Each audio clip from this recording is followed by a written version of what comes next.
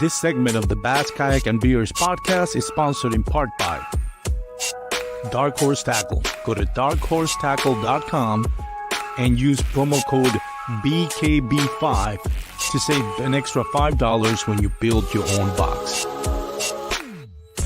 Douglas Outdoors. Serious rods for serious anglers. Norsk Lithium. The lithium kayak battery you need is just a click away. Go to norsklithium.com.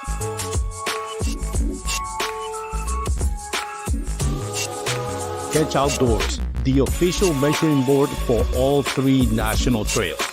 Go to catchoutdoors.com and use promo code BKB5 to save 5% on your next online purchase.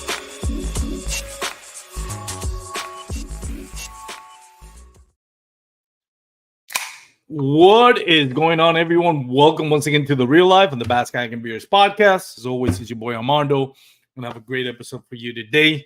We're going to have Bryan Howell, fresh out of his win in the Texas Bass Nation tournament, the inaugural Texas Bass Nation season at Lake Fork, where he put up 106 3/4 inch, I think, in a one-day tournament. Amazing result. So we're going to break down his big win. It's always exciting to talk to Bryan about that. He has been, over the last 4 or 5 years, just a model of consistency, both nationally and local trails. And it's always fun to talk to him about bass fishing out of a kayak and tournaments. A lot of great information is always shared when I talk to Bryan Howell and have him on the podcast. I'm sorry, lost my breath there for a second, and I have him on the podcast. So excited about this episode. As always, big thank you to our sponsors for the podcast and for my social media. Norsk Lithium, great lithium batteries. They have some brand new batteries coming out. They have a new battery that just came out. And first of all, I just found out this. It has a 12-year warranty. All the batteries have 12-year warranty. So think about it. I mean, how many of us have a battery for 12 years, a lithium battery running for 12 years? 12-year warranty, some amazing batteries. The latest battery to come out is actually, it's a 2-in-1 battery.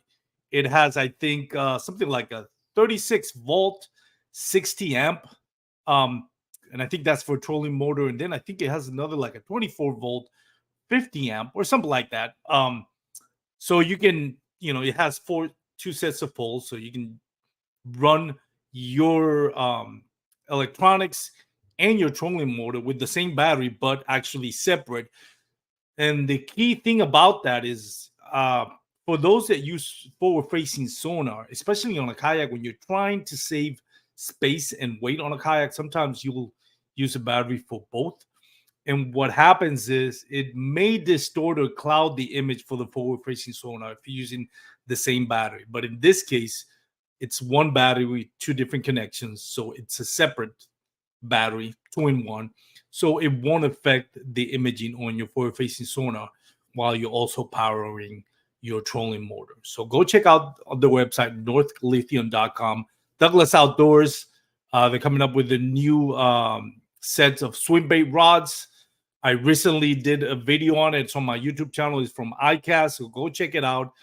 Dark Horse Tackle, as always, you get $5 off of your first subscription box, or you can build your own box. Use promo code BKB5. That way you're not subscribed to a monthly subscription. You can just build your own box. By building your own box, you save like anywhere from $10, $15, sometimes even more, depending on what baits you choose. And then on top of that, you add promo code BKB5, you save another $5. So you can save anywhere from $15 to $25 while only investing about $30. So that's a big discount. That's almost like a 45% discount. And of course, Catch Outdoors, use promo code BKB5 for your next catch board or any catch products accessory for your kayak. So with that being said, let's bring in Bryan Howell. Bryan, how are you, man? I'm good. How are you, Armando? Very good. You're coming with this exciting vibe. You're always low key. You have that California vibe, of course. You're from California. Yeah, I just like talking about fishing. So how's everything? How's the family? How you been doing? They're great, and I've been doing good. I'm just moved, so stuff's kind of still a little bit of a mess, but I'm able to fish more than I was, the past couple of months. So that's nice. That's always a good. So where do you move to? You don't have to Just give the exact address, but like one town to another, just the same area. like 40 minutes away from where I was, up to Princeton, over by McKinney. Oh, nice. Any new lakes over there that you're excited to try now? I mean, I live right next to Levon, and I haven't hit it yet, and I don't know, I'm not like excited to hit it No or one's anything. excited about Levon, man. No. There's one spot in the wintertime that can be good, but Yeah, other next to than the power that, plant. Yeah. yeah, it's like, other than that, I don't know. Yeah. Well, Ray Roberts is closer to you now, or no? Yeah, Ray Roberts is probably less than an hour. Texoma's less than an hour. It's not a bad spot. Fork, I mean, before Fork was only like an hour. It's still only about an hour. So, Bodark?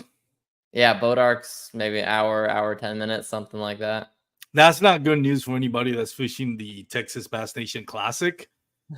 Having you living closer to the lake where it's going to be held, rather you be down there and somewhere in Austin. But Yeah, just joking, of course. yeah. It's Have nice. you fished it already? I haven't even been yet. Maybe once things kind of slow down, and it's already kind of starting to slow down. There's not as many tournaments as there was a few months back. Just people don't want to fish in the heat. I don't mind fishing in the heat. I like it, but hey, most people don't really want to.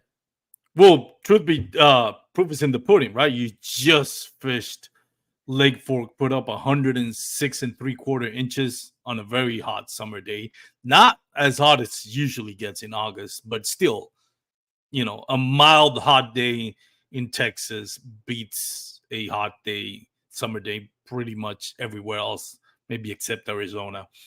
But excited to have you talk about that, man. Let's dive right into that tournament, Texas Bass Nation at Lake Fork. What did you find in pre-fishing, if you had a chance to go through pre-fishing before the tournament, and did that translate at all into you finding success on tournament day? Yeah, so I was able to get out about 3 weeks before. We had a little Mariner Sales photo shoot, video shoot thing. So shout out to Mariner Sales, because otherwise I probably wouldn't have been able to even get out there at all before then, because I had fished a little small tournament at Athens the day before that, and I was tired there on the next day. I did not want to get up. I was like, oh, do I really want to go to this video shoot? I was like, I need to go. It's like, all right, I'll go. And then I just kind of was fishing around that day just casually. I was tired, and it wasn't a tournament or anything. We're just out there to get some content and whatnot. So just taking it easy, and was looking for grass. Wasn't really finding it.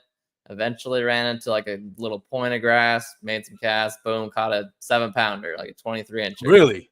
Yeah. So I was like, okay, cool. That's my first fish on Fork in probably 8 months, 9 months, something like that, because I hadn't been since last fall. So I was like, okay, that's a warm welcome to Fork. And then I kept fishing around, caught, some 18s, some 19s. And then I keep working my way back to the back of the creek. And when I get to almost the very back, I find just one little patch of grass that was absolutely loaded with fish. I made a cast and was just reeling along. I was like, man, this looks super good.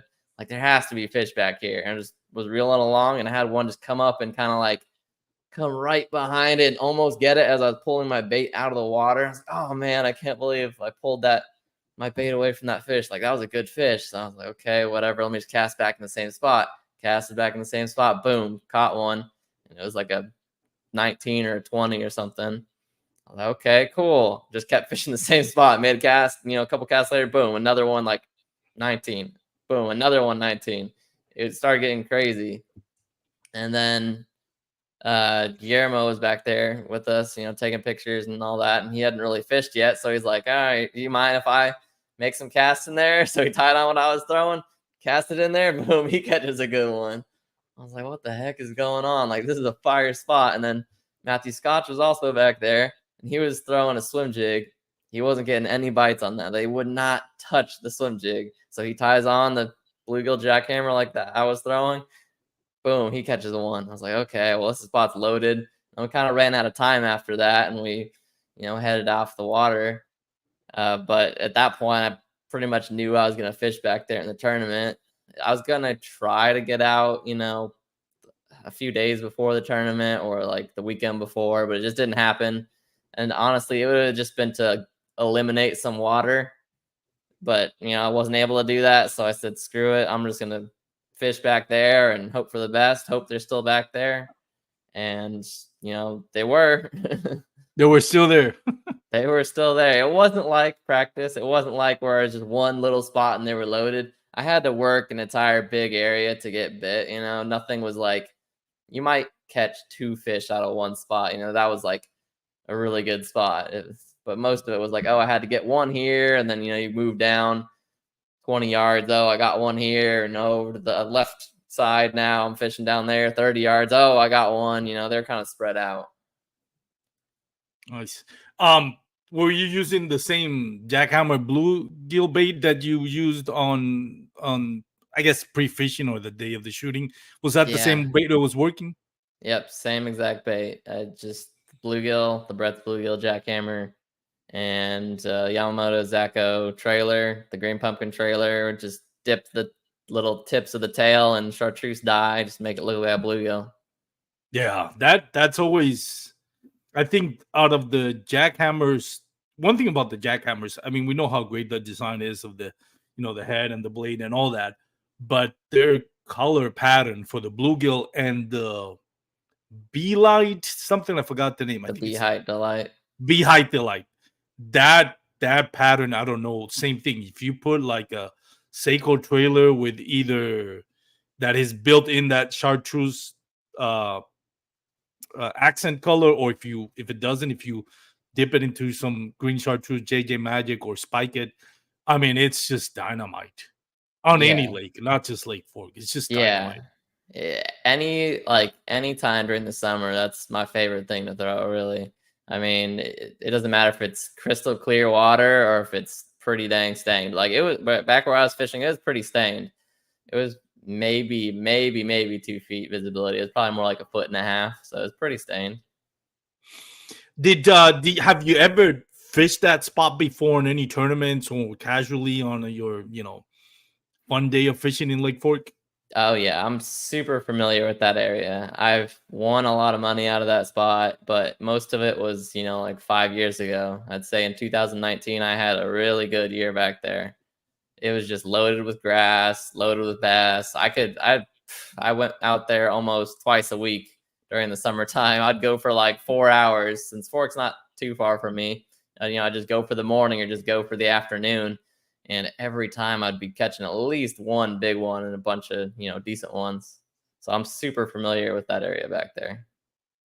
Yeah, Lake Fork has some spots that you're like, man, it's once, it's a lake that for the most part, I think it's feast or famine, right? When it's right, it's right. But when it's tough, man, it is absolutely gut-wrenching to fish it.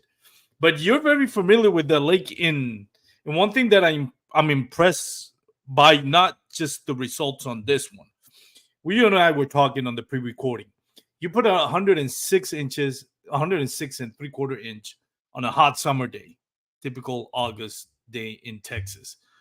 The last time you put 106 inches on Lake Fork was, for a tournament. Maybe you've done it in between for fun. But on a tournament was day 2 of the Bassmaster Kayak Series at Lake Fork. And that day, the temperature was actually in the low 30s. Like, it was freezing weather. Like, there were some areas of the lake, maybe not particularly where you were fishing, but there were some areas of the lake where there was literally ice on the water. But when we look back at that day, which, by the way, it was like, I think you zeroed out day 1 and then day 2. I had like 3 fish on day 1. And you still ended up cutting a check. Yeah, I think I was like 9th or 10th place, something like that.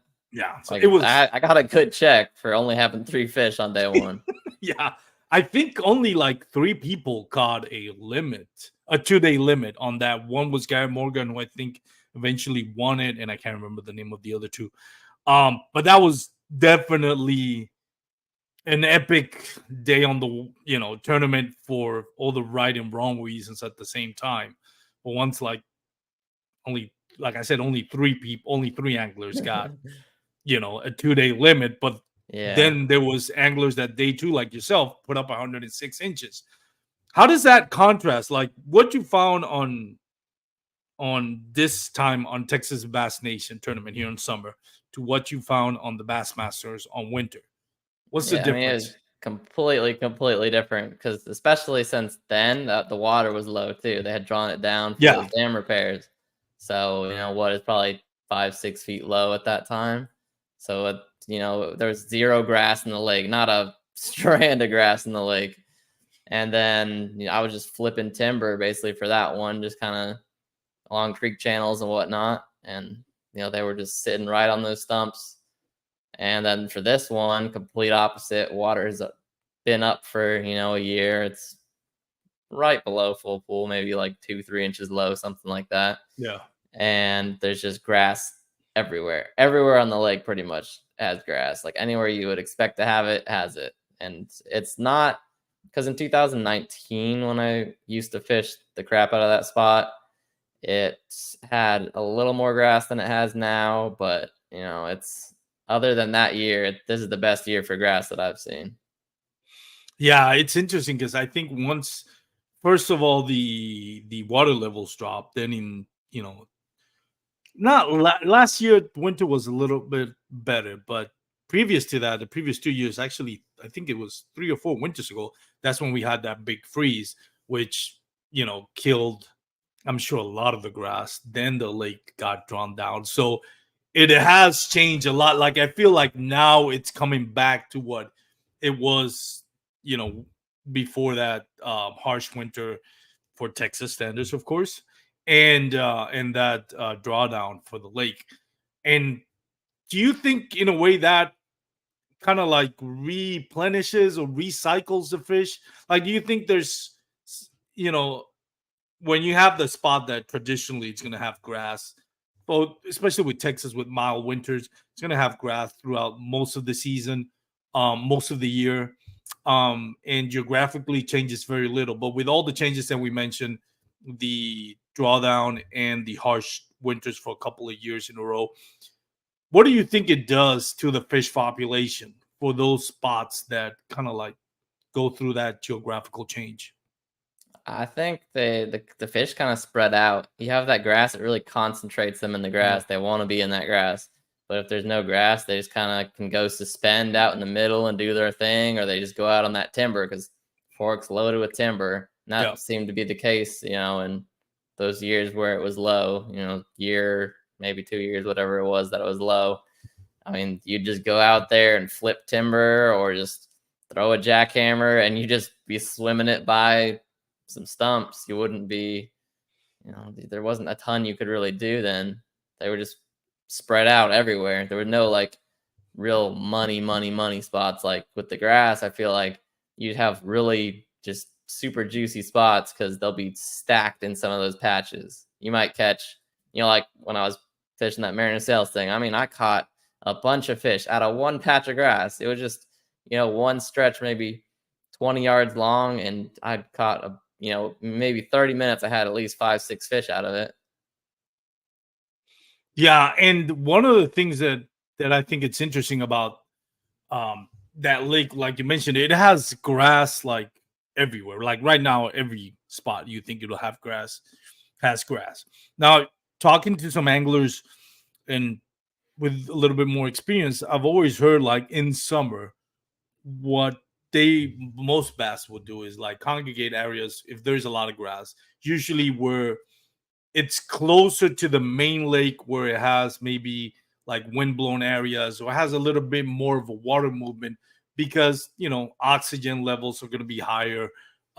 Traditionally, it's the water temperature is going to be maybe lower than grass patches that are back on the end of creek coves. What do you think about that? Do you think that's a real thing, or do you see it translate that way, or maybe the opposite in your experience? I mean, I think if there's grass, they're probably gonna be living in it. Honestly, it doesn't matter if it's in on the main lake or in the back of the cove. Like, I think in the back of those coves and creeks and everything, if there's grass, there's gonna be fish that just live there year round, just resident fish. They're not leaving. They're gonna spawn back there. They're gonna spend summer back there, winter back there, everything. They're not gonna be going out to the main lake and chasing bait or something. They don't need to. They have Mm, bluegill, they have shad, whatever else back there, crawdads, all in that grass. They can just chomp on all year long and not have to move very far at all. So I think it also makes those fish that you find in the backs of the creeks, they can be super fat because they just don't have to expend a lot of energy. Versus main lake fish, a lot of the time they're more lean because they're gonna be swimming around more and mm. moving and going from spot to spot and whatnot. But in the backs of those creeks, they just sit in ambush. They don't have to really do anything. That's a good point. I think I agree with you on that. I've just noticed, like on for example, Tawankani, which was the last. I think I don't know if it wasn't the last for Texas Bass Nation. It might have been North Texas kayak Yeah, the North fish. Texas. Yeah, I didn't get um, to fish it, but because I was yeah, moving, but I wish I had fished it. that was interesting because I felt like that one was exactly like talking to oh my god, I forgot his name, Michael Cates. Like I found grass deep behind a cove, and I found some fish, but nothing big. While he was like offshore, not offshore grass, but grass that was, more towards the main lake. And that I think made a difference. So that's one of the things that I always wonder, when we're talking about summer hot water temperatures, where do we fish go? Do they tend to look for more open water, cooler water? Do they tend to go on the back? Does it even matter? There's always theories that, they'll go, you know, on the back of creeks when they're feeding, and then when they're not feeding, they'll move back to the creek mouth where there's more lower temperatures, and again, theoretically more oxygen. It's Yeah. it's one of those things where I don't know, like you think you have it figured out. You think there's a method to the science of it, and then you put it in practice and you realize this fish do whatever they want, man.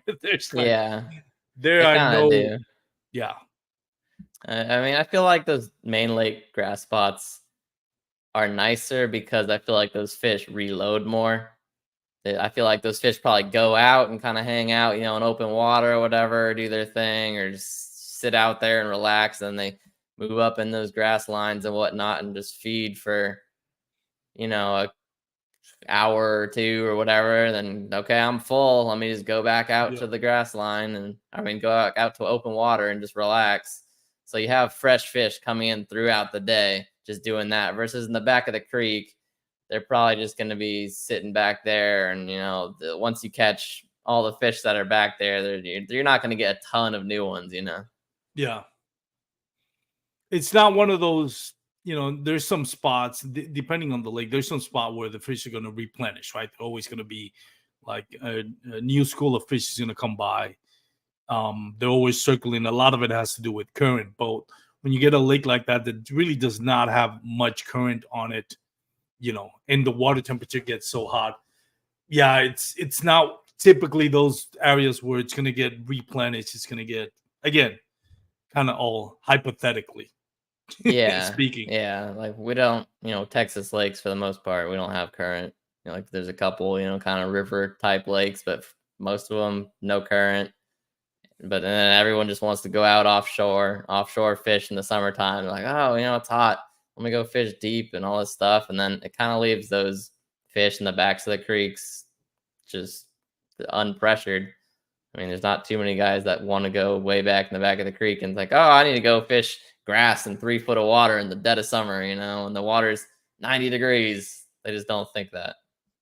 Yeah. One of the things that, now that you mentioned that, um, do you use like forward facing sonar? If you do, did it play a part on this tournament? I was interested in keeping like track on that. Like when it comes to, we know in the boat world it's a big thing, but I think in kayak fishing it's one of those things where it's I think maybe half of the population of tournament anglers use it, probably less than half, while Yeah. the vast majority probably don't even use it.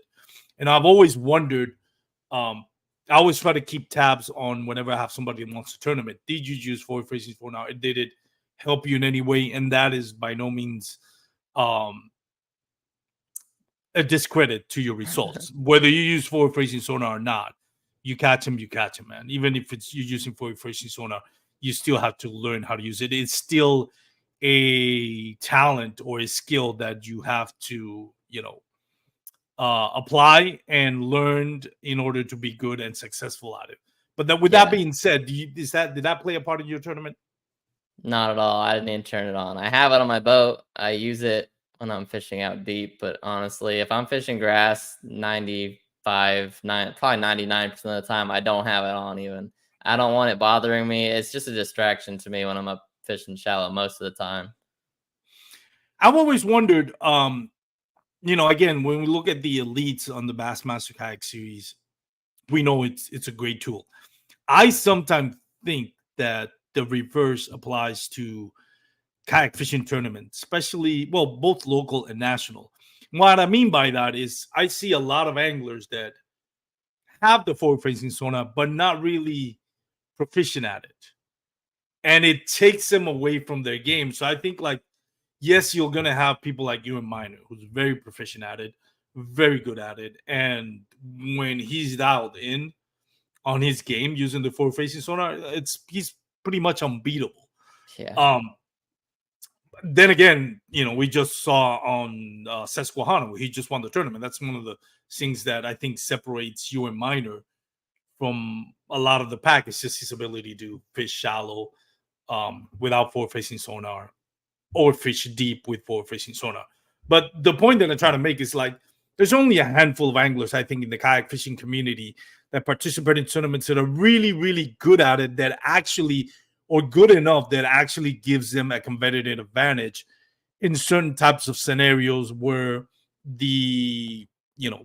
for whatever reason, whether it's the weather or the lake layout, the geographical layout of the lake, will forward facing sonar kind of plays its part. OHIV comes to mind, Lake Whitney to a lesser degree, not as much as lakes like Fort Guntersville or lakes that are really grassy, of course.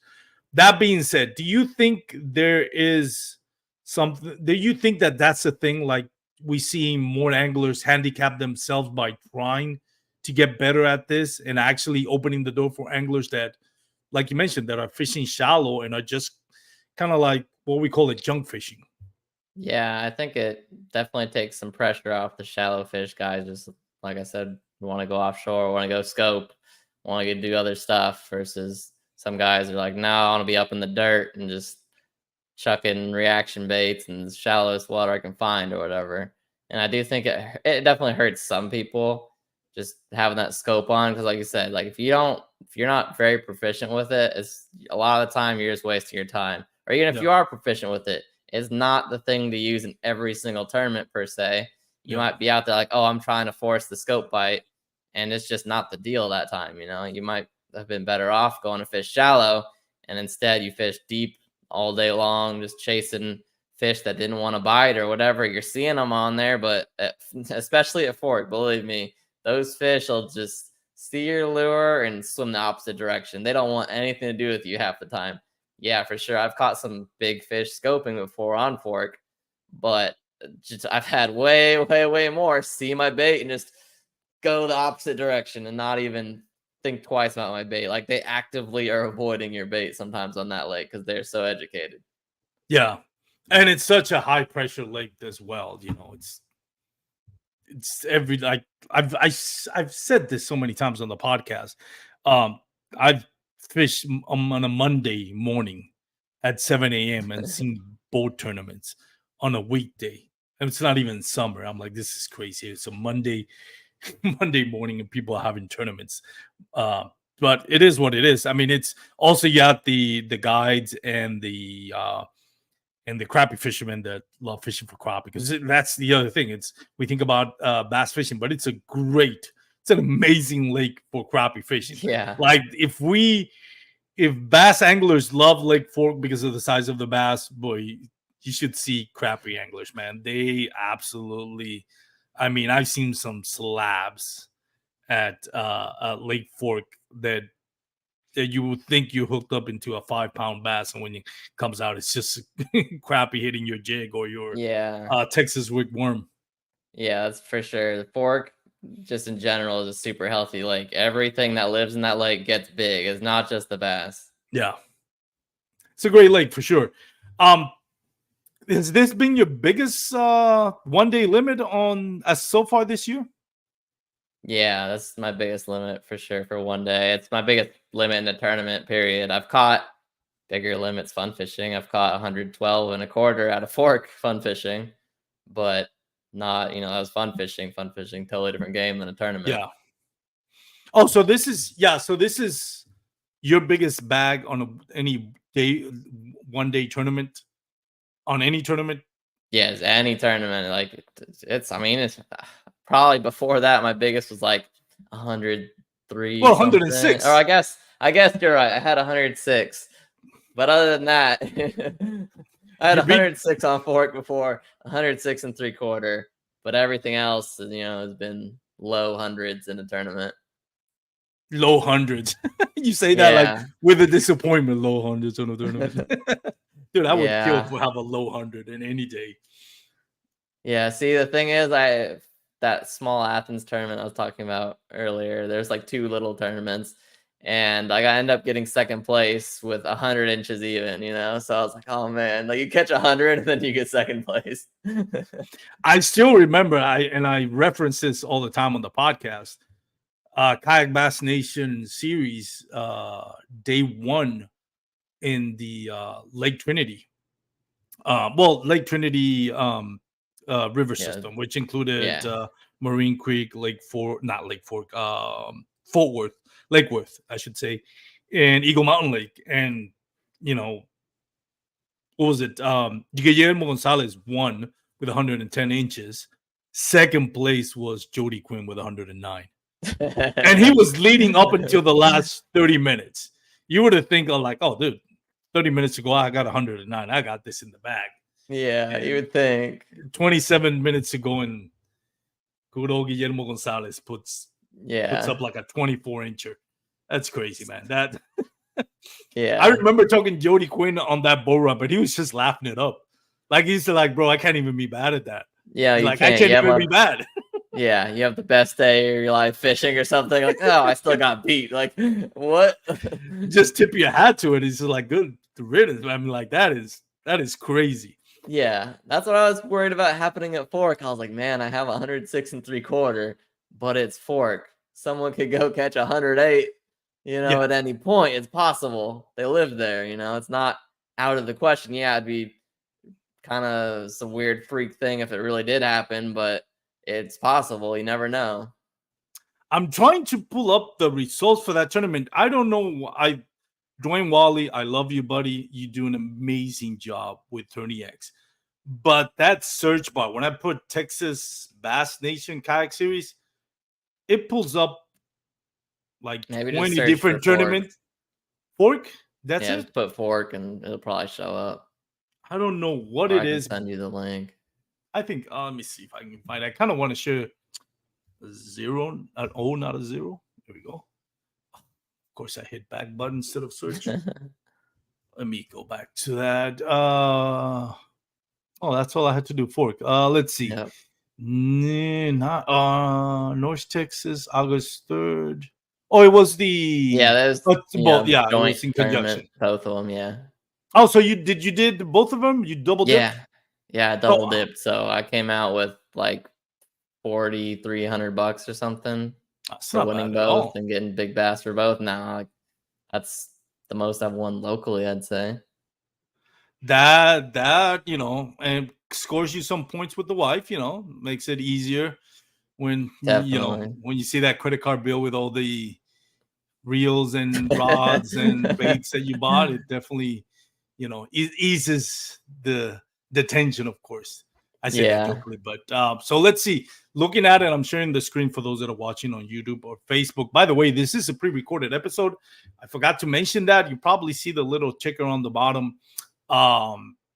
It's not a live show. I'm actually right now, if you're watching the live show, I'm probably in Orlando right now. Not in Orlando, in Clearwater, spending the weekend there with the families and the in-laws. But anyways, I regress. Your biggest fish was 24 and a half. That is a big one, by the way. That is a football. If you're watching again on the YouTube, you're looking at it. If not, if you're listening on an MP3 format, go to Tony X, put fork, and then look for the Texas Bass Nation, August 3rd. That is a big one. They all came on that same chatterbait bluegill pattern? Yeah, all of them on that. At least the final limit ones. I started in the morning with like a buzzbait and a frog, but I think I caught 2 on the buzzbait, and then I kept missing them. I missed probably 7 fish in a row. I was like, screw this. I put it down and picked up that bluegill jackhammer and just started chucking that the rest of the day because I was not having it. I was not going to miss 7 fish in a row and just it was not a good time.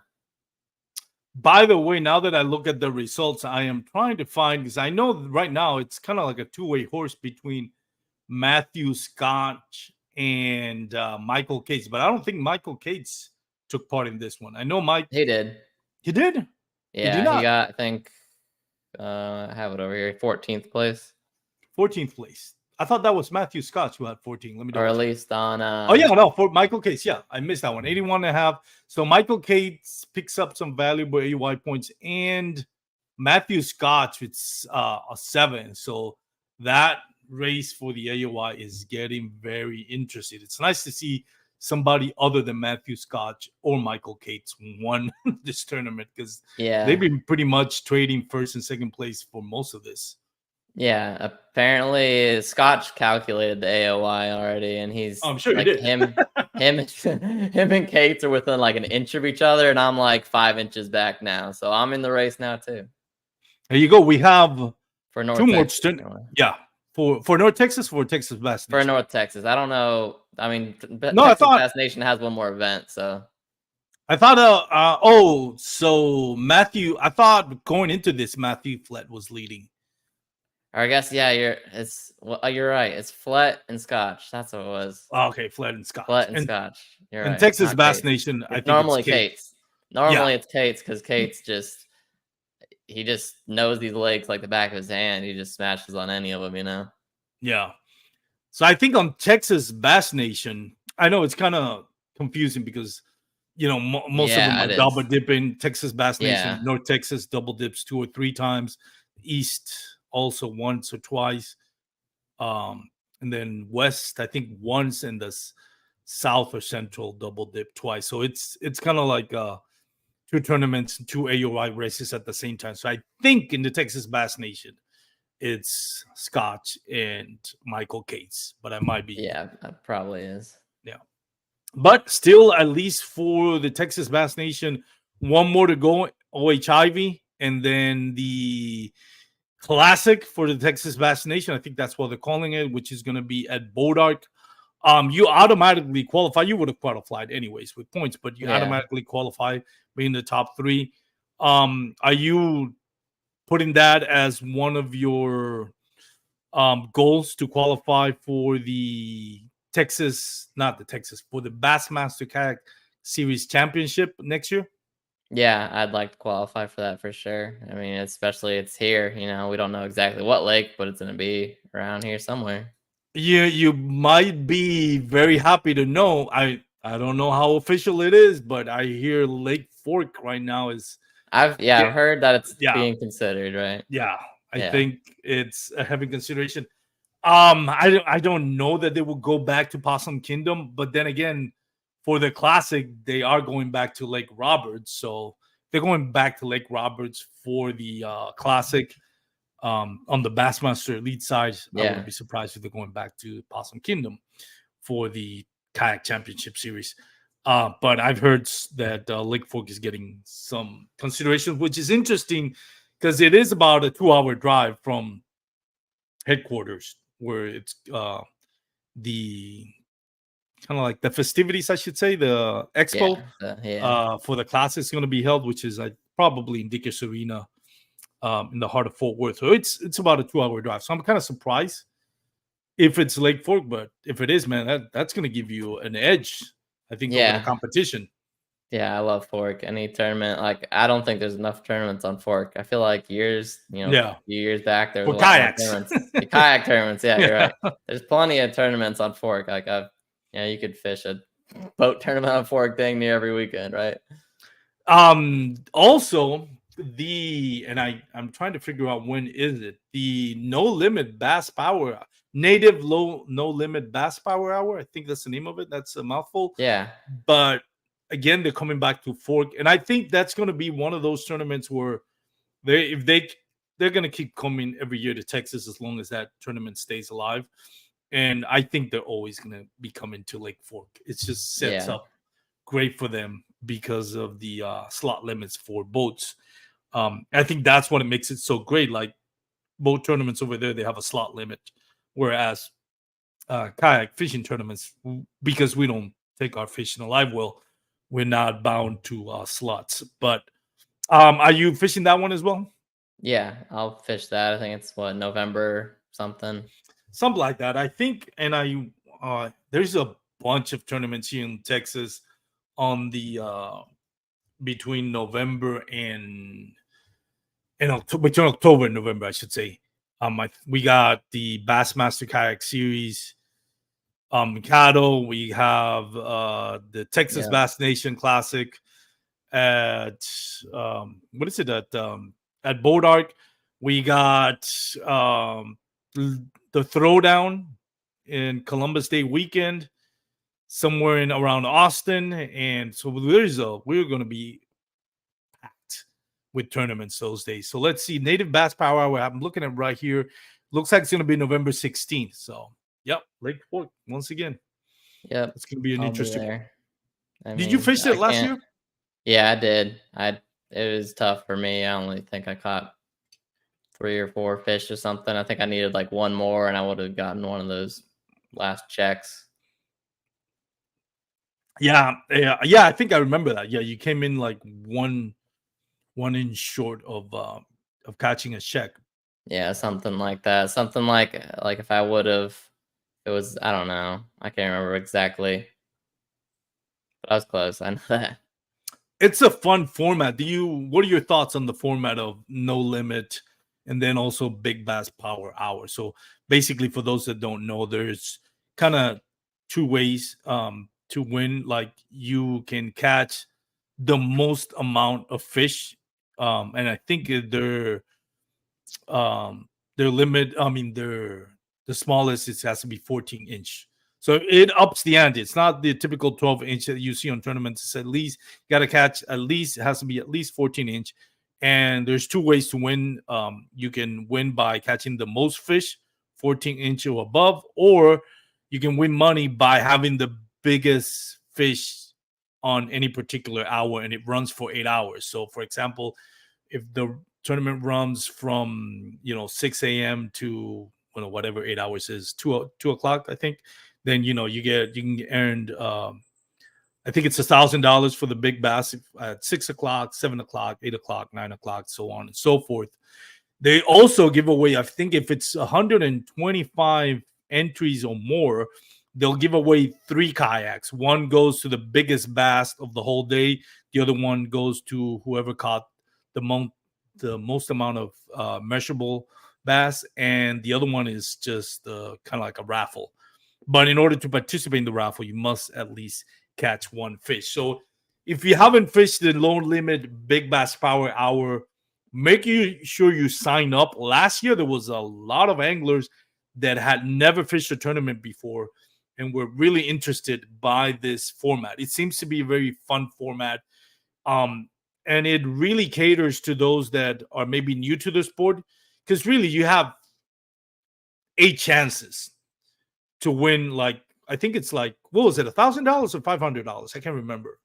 I can't remember either, but it's a good amount of money for catching one Yeah. fish in an Yeah. hour, and you can have a shot at catching multiple. Winning multiple of those hours if you catch a bunch of big Yeah. ones. And getting a free kayak.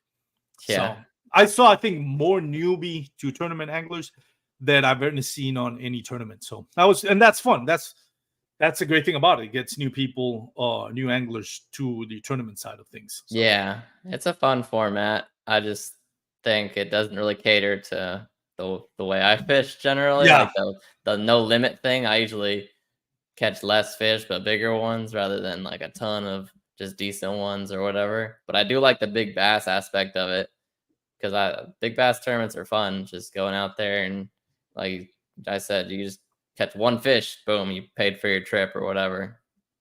I think the smart thing that they did is they put a 14-inch, small limit, which I think is good. If they would have left it like a 12-inch, smallest fish, you see a lot of anglers going like, all right, I'm just going to throw a Ned rig, which doesn't mean you can't catch a big fish. But, once you put it like 14-inch, it's kind of like, you can't just throw a Senko and expect to catch a bunch of 12-inch fish.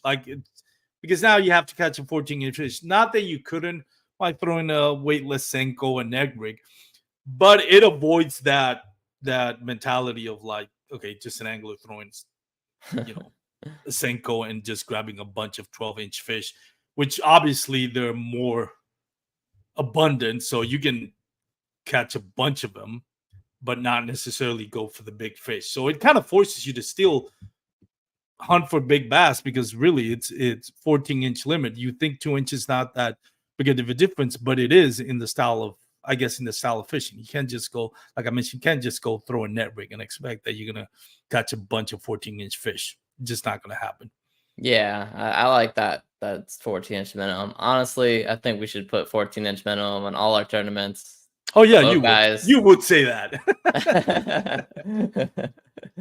Like the boat guys, they have 14-inch minimum, it's statewide, unless the lake has a unique limit like Fork or some of these other ones. But why not? Why is ours 12? I don't get it. Brian, I struggled to catch 5 fish on a one-day tournament, please. And 3 of them are gonna be in the 12 to 14-inch range. Yeah. So you're asking too much of me if you do that.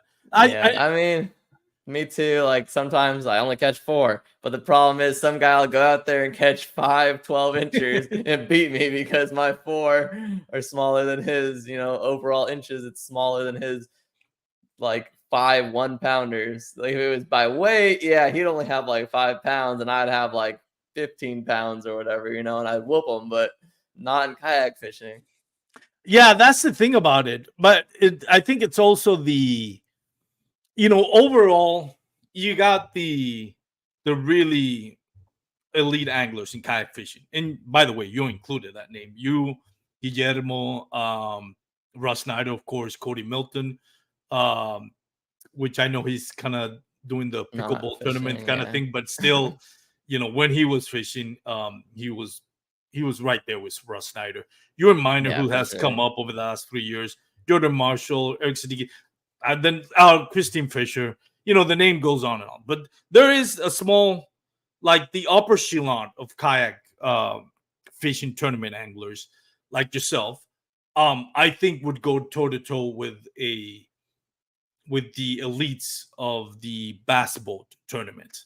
However, having said that, I think the overall population of kayak anglers compared to the overall population of boat anglers are going to be a little bit more, that's why I think if you start putting 14-inch limit, I think on a kayak fishing tournament, I think you'll see a lot of people kind of drop out because they're just not that good, myself included. I would still fish, but I know I wouldn't be that good to catch more, to consistently get 5 bites on a one-day tournament, let alone 10 bites on a 2-day tournament.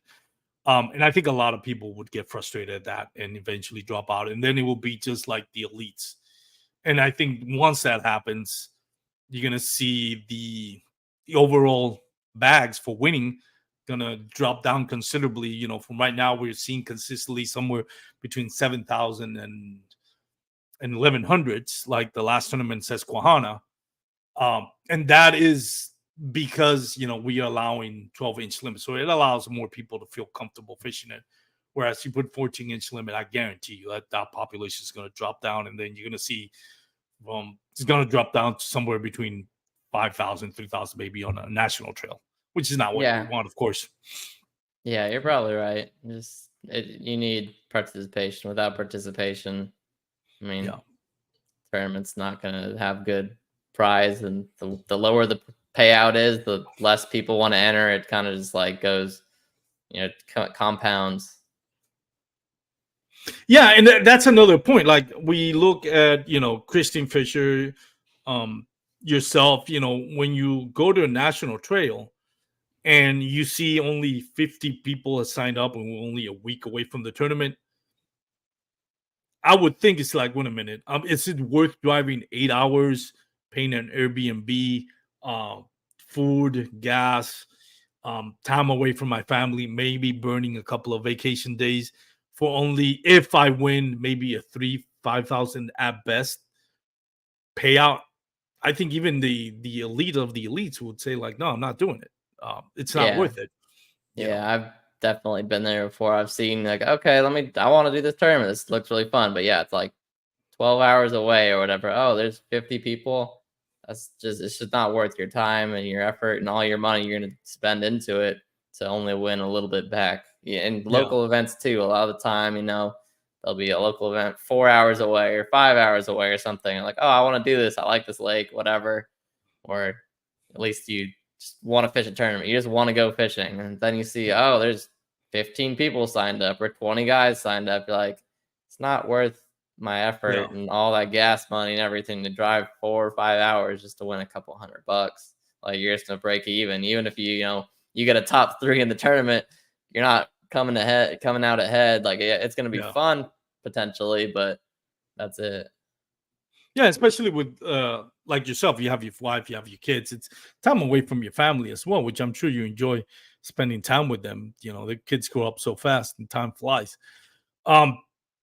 Before I let you go, though, I wanted to give you an opportunity to thank anybody you want to thank. Plug any of your sponsors if you have any. Yeah, for sure. First, I got to thank my wife and my son, all my friends and family, and then Mariner Sales, because they have just a crazy selection of kayaks and accessories. And hey, I wouldn't have been able to get out on Fork. I would have just stayed at home instead of going to that day that they had out there. And then Newport, I was able to get to my spot back in the back of the creek before anyone else did. I just went straight there. It took me like the full 30 minutes to get back there that we had between the launch time and first cast. And then Dakota Lithium, I mean, I've yet to drain that battery, just running it all over the place with the Newport motor. And Dobbins rods, I caught everything on a 736 CB glass. That's like the ultimate chatterbait rod. If you need a chatterbait rod, that's the one they pick. Congratulations, man, especially with the success you've had on this tournament. And, you reeled off all the sponsorship. It's a testament to how dedicated you are to this. And, when you have the companies backing you up like Mariner Sales and Newport, it shows that your value both as a angler and in the kayak fishing community. You're very respected. You're what's the word that I'm looking for? Like people look up to you both on and off the water, and it's always a pleasure to have people like you on the tournament and on the community in itself, man. And wish you the best of luck in the tournaments ahead. Maybe not the ones that I'm taking part of. Maybe not Board Arc. If you can save me a thought, I really want to get to that kayak series championship. It's going to be at Lake. Like we mentioned, it's going to be at Texas. We don't know if it's going to be Lake Fork, but anyways. Yeah, hopefully it is. I really hope it is, because I'm sure you would. Man, Fork, there's just something about Fork. Just you drive into the town there in Emory, and it just oozes bass fishing. You just feel it in the air. Any cast, you can catch a giant. Yeah. What I love about Fork is it's just the the vibes. You driving up to that lake, you see like little tackle mom and pop tackle shop. Everything Hmm. is like, you can tell Lake Fork is a big part of um the economy Yeah. on not just Emory, Texas, but all the small towns, small businesses around the area. So it has that real vibe to it. Like, you can tell the community is all about fishing, especially bass fishing at Lake Yeah. Fork. So Definitely. I it's a mean that. special place. Yeah, that the water tower in Emory is like painted like a little bobber. Yeah. That's my favorite thing. Yeah. Yeah, that's definitely a landmark. And I mean, shout out to Texas Wildlife and Park Departments. I mean, they do an amazing job here in Texas of taking pride in stocking those lake, and having Texas be in itself like the mecca, at least United States, for bass fishing. Not just Lake Fork, which they take good care of that lake, but I mean, they're stocking lakes like Possum Kingdom, uh, pretty much all the major lakes here in Texas. They get replenished, and restocked pretty much every year. So shout out to Texas Yeah. Park and Wildlife Department. And they also, like, they're doing some serious genetic stuff with making that gene pool of Texas bass, mixing it with that F1, which is a Florida largemouth bass. I mean, they're doing some interesting stuff there. Yeah, it's awesome just to see what Texas Parks and Wildlife does. I mean, compared to, I used to live in California. They don't give a crap about fishing. Yeah. And then I moved here and they're like all about fishing, all about making big bass and all these new lakes and all this stuff. And it's awesome. It's completely different. Like no other state has a fish and wildlife department or anything like that compared to Texas Parks and Wildlife. Like we have the best one for sure. Yeah, for sure. Definitely. They also do some lot of trout, even in neighborhood ponds here in Fort Worth. I mean, a bunch of it's like 15 neighborhood ponds they stuck with trout, and the Brazos River and the Guadalupe River, which I know a lot of people not interested in trout fishing, but it's still cool. It's Yeah, fun for I mean it's those. important. It Yeah, gets kids and adults into fishing yeah, that may not have ever gone fishing before. They might be like, "Oh, cool, they stocked this. Let me go out there and take little Jimmy and we'll catch some trout." And then boom, that kid's hooked on fishing. yeah. Core members right there, future angler. That's where it all Like, started. It's like all of us.